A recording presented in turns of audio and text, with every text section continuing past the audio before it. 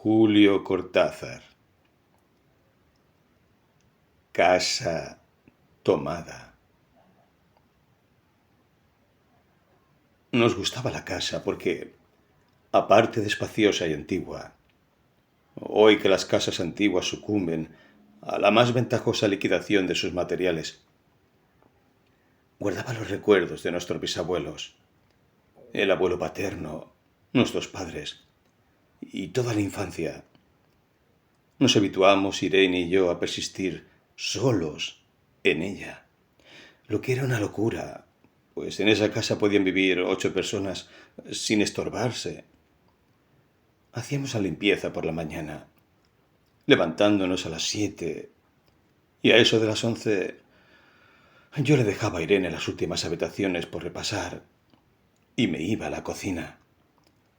Almorzábamos a mediodía, siempre puntuales. Ya no quedaba nada por hacer, fuera de unos pocos platos sucios. Nos resultaba grato almorzar pensando en la casa profunda y silenciosa y cómo nos bastábamos para mantenerla limpia. A veces llegamos a creer que era ella la que no nos dejó casarnos. Irene rechazó 2 pretendientes sin mayor motivo. A mí se me murió María Esther antes de que llegáramos a comprometernos. Entramos en los 40 años con la inexpresada idea que el nuestro simple y silencioso matrimonio de hermanos era necesaria clausura de la genealogía asentada por los bisabuelos en nuestra casa. Nos moriríamos allí algún día. Vagos y esquivos primos se quedarían con la casa y la echarían al suelo para enriquecerse con el terreno y los ladrillos. O mejor, nosotros mismos la voltearíamos justicieramente antes de que fuese demasiado tarde. Irene era una chica nacida para no molestar a nadie. Aparte de su actividad matinal, se pasaba el resto del día tejiendo en el sofá de su dormitorio. No sé por qué tejía tanto. Yo creo que las mujeres tejen cuando han encontrado en esa labor el gran pretexto para no hacer nada. Irene no era así. Tejía cosas siempre necesarias. Tricotas para el invierno, medias para mí, mañanitas y chalecos para ella. A veces tejía un chaleco y después lo destejía en un momento porque algo no le agradaba. Era gracioso ver en la canastilla el montón de lana encrespada, resistiéndose a perder su forma de algunas horas. Los sábados iba yo al centro a comprarle lana. Irene tenía fe en mi gusto. Se complacía con los colores y nunca tuve que devolver madejas. Yo aprovechaba esas salidas para dar una vuelta por las librerías y preguntar vanamente si había novedades en literatura francesa. Desde 1939 no llegaba nada valioso a la Argentina. Pero es de la casa que me interesa hablar. De la casa y de Irene. Porque yo no tengo importancia. Me pregunto qué hubiera hecho Irene sin el tejido. Uno puede releer un libro, pero cuando un pullover está terminado, no se puede repetirlo sin escándalo. Un día encontré el cajón de abajo de la cómoda de alcanfor, lleno de pañoletas blancas, verdes, lila. Estaban con naftalina, apiladas como en una mercería. No tuve valor de preguntarle a Irene qué pensaba hacer con ellas. No necesitábamos ganarnos la vida. Todos los meses llegaba la plata de los campos y el dinero aumentaba. Pero a Irene solamente la entretenía el tejido. Mostraba una destreza maravillosa y a mí se me iban las horas viéndole las manos como erizos plateados. Agujas yendo y viniendo y 1 o 2 canastillas en el suelo donde se agitaban constantemente los ovillos. Era hermoso. ¿Cómo no acordarme de la distribución de la casa? El comedor, una sala con gobelinos, la biblioteca y 3 dormitorios grandes que daban en la parte más retirada, la que mira hacia Rodríguez Peña. Solamente un pasillo con su maciza puerta de roble aislaba esa parte del ala delantera donde había un baño, la cocina, nuestros dormitorios y el living central, al cual comunicaba los dormitorios y el pasillo.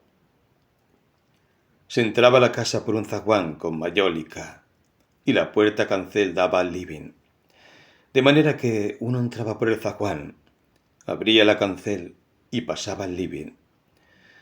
Tenía a los lados las puertas de nuestros dormitorios y al frente el pasillo que conducía a la parte más retirada. Avanzando por el pasillo se franqueaba la puerta de roble y más allá empezaba el otro lado de la casa, o bien se podía girar a la izquierda justamente antes de la puerta y seguir por un pasillo más estrecho que llevaba a la cocina y el baño. Cuando la puerta estaba abierta, advertía uno que la casa era muy grande. Si no, daba la impresión de un departamento de los que se edifican ahora, apenas para moverse. Irene y yo vivíamos siempre en esta parte de la casa. Casi nunca íbamos más allá de la puerta de roble, salvo para hacer la limpieza, pues es increíble cómo se junta tierra a los muebles. Buenos Aires era una ciudad limpia, pero eso lo debe a sus habitantes y no a otra cosa. Hay demasiada tierra en el aire. Apenas sopla una ráfaga, se palpa el polvo en los mármoles de las consolas y entre los rombos de las carpetas de macramé. Da trabajo sacarlo bien con plumero. Vuela y se suspende en el aire. Un momento después se deposita de nuevo en los muebles y en los pianos. Lo recordaré siempre con claridad, porque fue simple y sin circunstancias inútiles. Irene estaba tejiendo en su dormitorio. Eran las 8 de la noche, y de repente se me ocurrió poner al fuego la pavita del mate. Fui por el pasillo hasta enfrentar la entornada puerta de roble y daba la vuelta al codo que llevaba a la cocina cuando escuché algo en el comedor o en la biblioteca. El sonido venía impreciso y sordo, como un volcarse de silla sobre la alfombra o un ahogado susurro de conversación. También lo oí al mismo tiempo, o un segundo después, en el fondo del pasillo que traía desde aquellas piezas hasta la puerta. Me tiré contra la puerta antes que fuera demasiado tarde. La cerré de golpe apoyando el cuerpo. Felizmente la llave estaba puesta de nuestro lado y además corrí el gran cerrojo para más seguridad. Fui a la cocina, calenté la pavita y cuando estuve de vuelta con la bandeja del mate le dije a Irene: tuve que cerrar la puerta del pasillo. Han tomado la parte del fondo. Dejó caer el tejido y me miró con sus graves ojos cansados. ¿Estás seguro? Asentí. Entonces, dijo recogiendo las agujas, tendremos que vivir en este lado. Yo cebaba el mate con mucho cuidado, pero ella tardó un rato en reanudar su labor.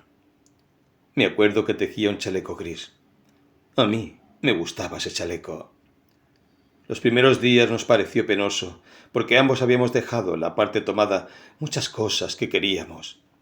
Mis libros de literatura francesa, por ejemplo, estaban todos en la biblioteca. Irene extrañaba unas carpetas, un par de pantuflas que tanto la abrigaban en invierno. Yo sentía mi pipa de enebro, y creo que Irene pensó en una botella de esperidina de muchos años. Con frecuencia, pero esto solamente sucedió los primeros días.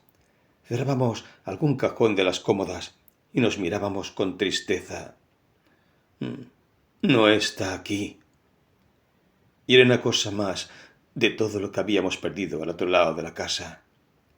Pero también tuvimos ventajas. La limpieza se simplificó tanto que aun levantándose tardísimo, a las 9:30, por ejemplo, no daba las 12 y ya estábamos de brazos cruzados. Irene se acostumbró a ir conmigo a la cocina para ayudarme a preparar el almuerzo. Lo pensamos bien y se decidió esto. Mientras yo preparaba el almuerzo, Irene cocinaría platos para comer fríos de noche. Nos alegramos porque siempre resulta molesto tener que abandonar los dormitorios al atardecer y ponerse a cocinar. Ahora nos bastaba con la mesa en el dormitorio de Irene y las fuentes de comida hacía hambre. Irene estaba contenta porque le quedaba más tiempo para tejer. Yo andaba un poco perdido a causa de los libros, pero, por no afligir a mi hermana, me puse a revisar la colección de estampillas de papá, y eso me sirvió para matar el tiempo. Nos divertíamos mucho, cada uno en sus cosas, casi siempre reunidos en el dormitorio de Irene, que era más cómodo. A veces Irene decía: «Fíjate, este punto se me ha ocurrido. ¿No da un dibujo de trébol?». Un rato después era yo el que le ponía ante los ojos un cuadrito de papel para que viese el mérito de algún sello de Eupen y Malmedy. Estábamos bien y poco a poco empezábamos a no pensar. ¿Se puede vivir sin pensar? Cuando Irene soñaba en alta voz, yo me desvelaba enseguida. Nunca pude habituarme a esa voz de estatua o papagayo, voz que viene de los sueños y no de la garganta. Irene decía que mis sueños consistían en grandes sacudones que a veces hacían caer el cobertor. Nuestros dormitorios tenían el living de por medio, pero de noche se escuchaba cualquier cosa en la casa. Nos oíamos respirar, toser.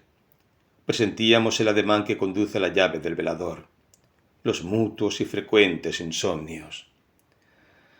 Aparte de eso, todo estaba callado en la casa.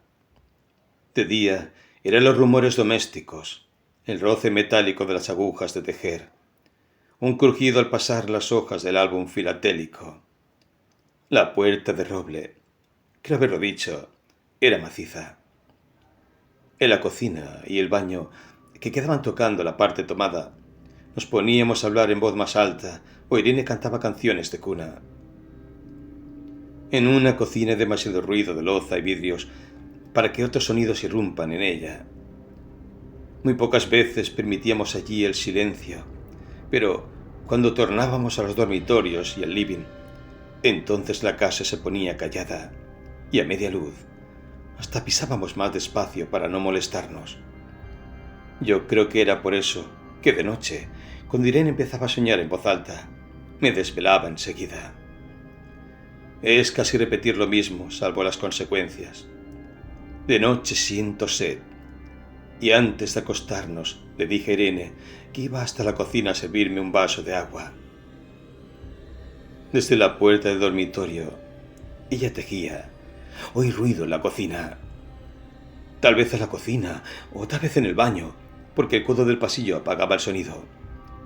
A Irene le llamó la atención mi brusca manera de detenerme, y vino a mi lado sin decir palabra. Nos quedamos escuchando los ruidos, notando claramente que eran de este lado de la puerta de roble, en la cocina y el baño, o en el pasillo mismo donde empezaba el codo, casi al lado nuestro. No nos miramos siquiera.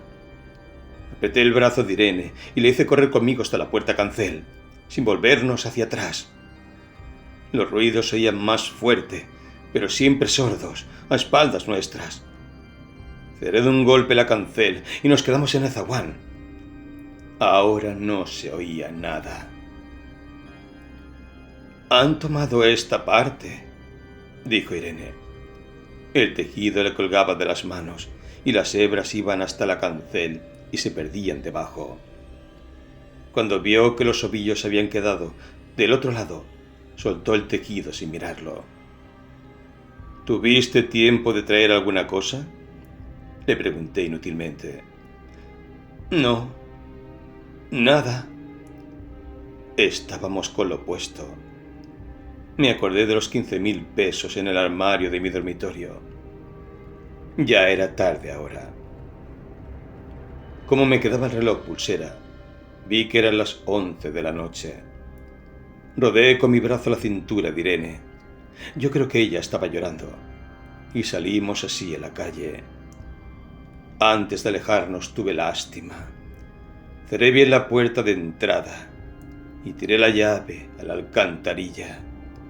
No fuese que algún pobre diablo se le ocurriera robar y se metiera en la casa a esa hora y con la casa tomada.